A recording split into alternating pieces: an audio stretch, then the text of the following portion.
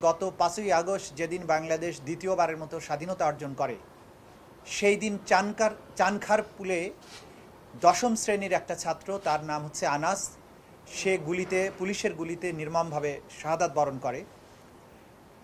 এই ধরনের গুলিতে শাহাদাত বরণ করার অনেক গল্প, অনেক অভিযোগ ইতিপূর্বে আমরা পেয়েছি, কিন্তু আজকের এই গল্পটা একটু ব্যতিক্রম। আনাস বাড়ি থেকে মা বাবাকে না জানিয়ে পালিয়ে এই আন্দোলনে এসে শরিক হয়। তার বাসা ছিল গেন্ডারিয়াতে, কিন্তু সে এই জায়গায় এসে আন্দোলনে শরিক হয়।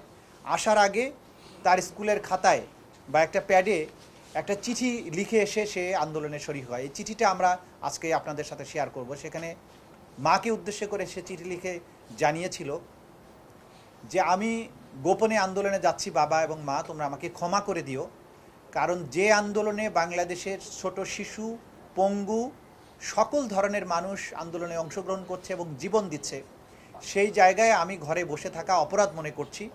আমি মনে করি দেশের প্রয়োজনে এই মুহূর্তে আন্দোলনে যাওয়াটা জরুরি এবং পুলিশের গুলিতে জীবন দান করে শহীদ হওয়াটা অনেক বেশি সম্মানের। সেই কারণে আমি চলে যাচ্ছি। আমি যদি বেঁচে না ফিরি তাহলে আমার জন্য তুমি কষ্ট পেও না, আমাকে তুমি ক্ষমা করে দিও। এই চিঠি লিখে আসার পরে কিছুক্ষণের মধ্যেই আপনারা ভিডিওতে দেখেছেন যে এই চানখারপুলে আর্মড পুলিশ ব্যাটালিয়ন গলিতে গলিতে ঢুকে ঢুকে যে গুলিগুলো করছিল, একজন পুলিশ তাকে যে গুলি করে সেই গুলি করার ভিডিওটাও আমাদের হাতে এসেছে। গুলিতে যখন সে পড়ে যায় সেখানকার ভিডিওটাও আছে। তার সহকর্মীরা তাকে যখন উঠিয়ে স্ট্রেচারে তোলে এবং হাসপাতালে নেওয়ার চেষ্টা করে, সেই ভিডিওগুলোও ইতিমধ্যে আমাদের হাতে এসেছে। তো এইটা ব্যাপারে তার বাবা পলাশ আজকে এখানে উপস্থিত আছে, তার মাও এখানে উপস্থিত আছেন, যাদের উদ্দেশ্য করে চিঠি লিখে তার সন্তান এখানে এসেছিল আন্দোলনে। সেই অভিযোগটি তারা আজকে জমা দিয়েছেন। তারা মোটামুটি ২৫ জনকে অভিযুক্ত করে জমা দিয়েছেন, তার মধ্যে প্রধানমন্ত্রী, তার পরিবারের সদস্যরা এবং পুলিশের বিভিন্ন কর্মকর্তাদের নাম তারা যতটুকু জানেন সেটা আমাদের কাছে জানিয়েছেন। আমরা এটা অভিযোগ আজকে গ্রহণ করেছি। দ্বিতীয় আরেকটি অভিযোগ এসেছে যেটা সম্পূর্ণভাবেই ব্যতিক্রম।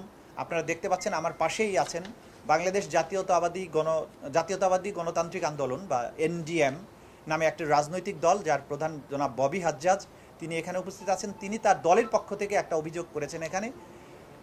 আপনারা জানেন যে ১৯শে জুলাই ১৪ দল নামক যে রাজনৈতিক জোটটি ছিল তদানীন্তন ক্ষমতাসীন আওয়ামী লীগের নেতৃত্বে, সেই ক্ষমতাসীন দল বৈঠক করে বাংলাদেশে কারফিউ জারি করার সিদ্ধান্ত গ্রহণ করে এবং সেই কারফিউতে দেখামাত্র গুলির নির্দেশ দেওয়া হয়েছে বলে তারা ঘোষণা করে। মিডিয়ার সামনেও তারা বলেছে এই সিদ্ধান্ত ১৪ দলের বৈঠকে সেখানে গ্রহণ করা হয়েছিল।